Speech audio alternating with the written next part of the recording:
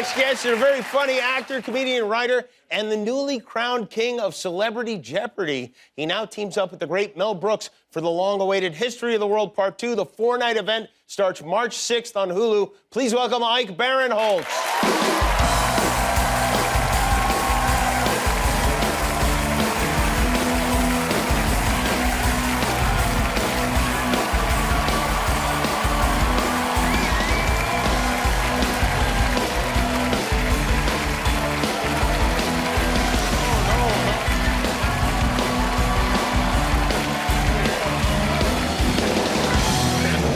Let me position that so we can really take it in.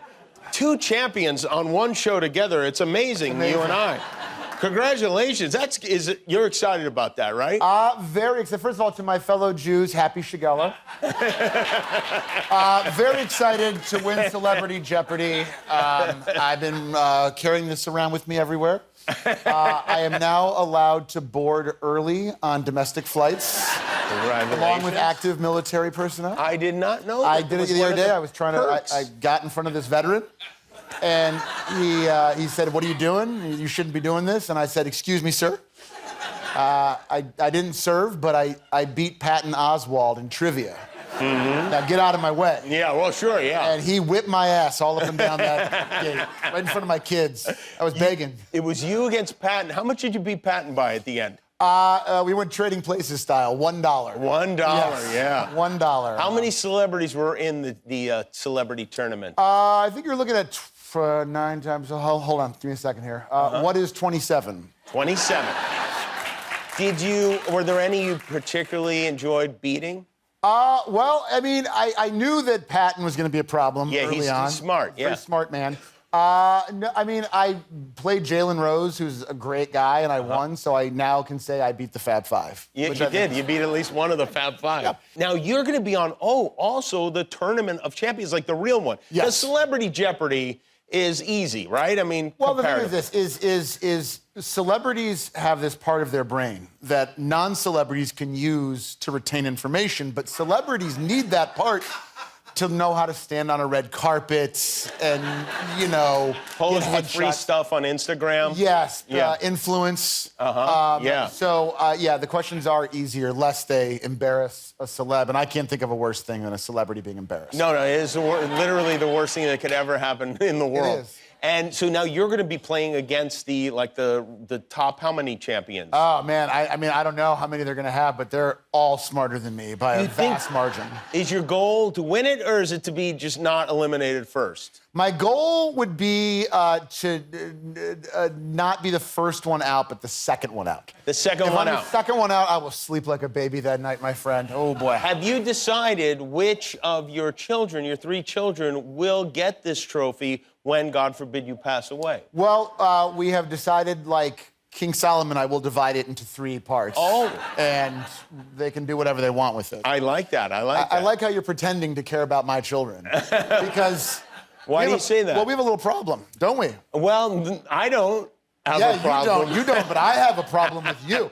Folks, last time I was here, Jimmy told you all about how our children go to the same school and how they have a fundraiser every year where the money goes to the teachers. And one of the things that they auction off is a parking spot in front of the school. The only parking spot. The only parking spot, so you don't have to wait in line like the rest of the losers when they're dropping their kids off. You can zip right up there, park in your spot, and I got it.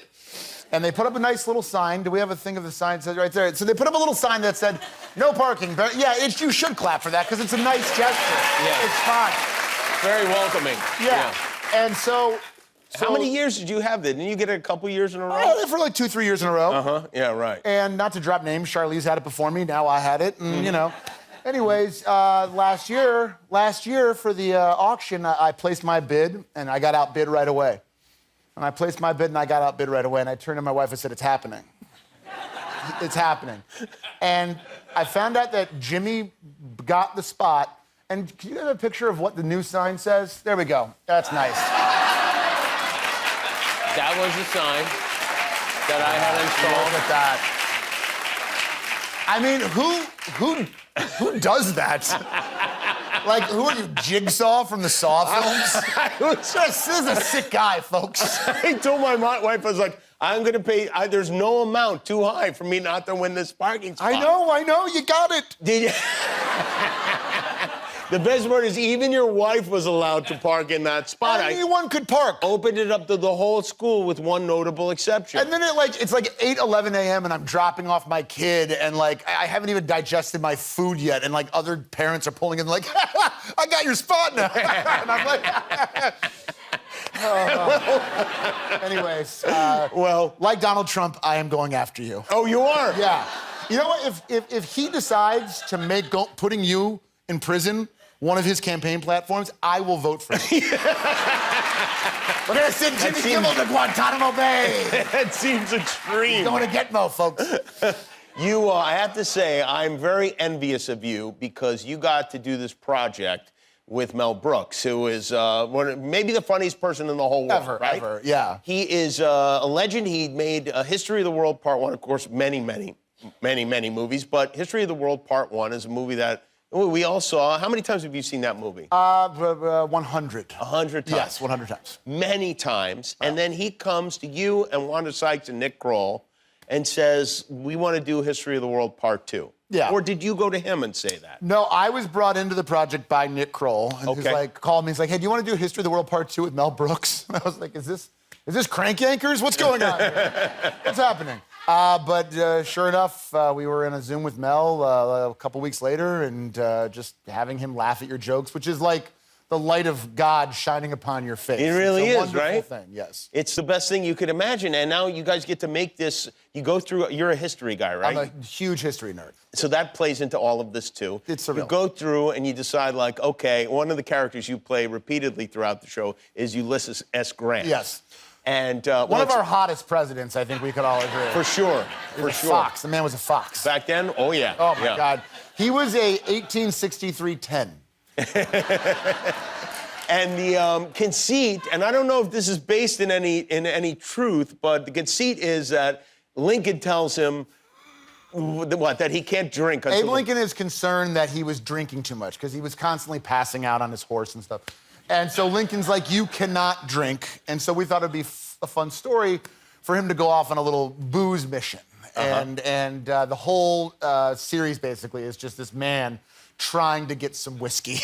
Yeah. And yeah. And in this clip, this is kind of, I don't want to spoil the ending, but the North won. The North won, yeah.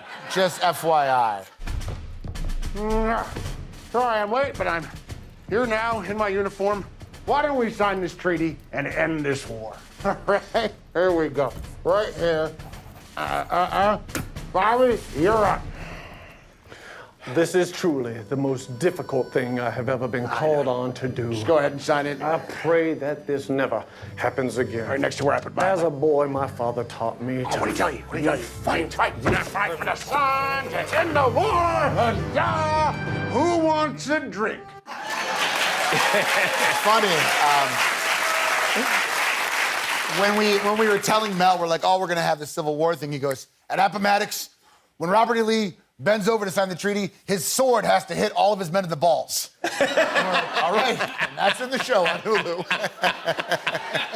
How great is that? And then you're doing like a 4-part deal, releasing each episode each night. Yes. Over the course of 4 nights. Starts next you even Monday. Mel was we had that photograph of Mel at the premiere. Was this last night? We had last night here in Hollywood. Look at him. God bless him. How old is he now? He's 96 years old.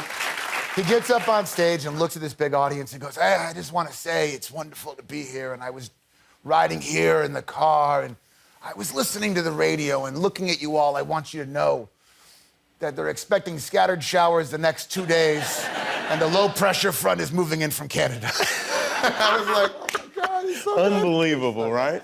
Well, I'm sorry about the whole parking spot thing. I hope that we can smooth that over next year. After a little bit of litigation, we'll figure the whole thing out. Yeah. I'm excited to be the new host of this show. It's happening. I'm excited for you doing that, too. Ike Barinholtz, everybody. History of the World, Part 2, premieres Monday on Hulu. We'll be right back.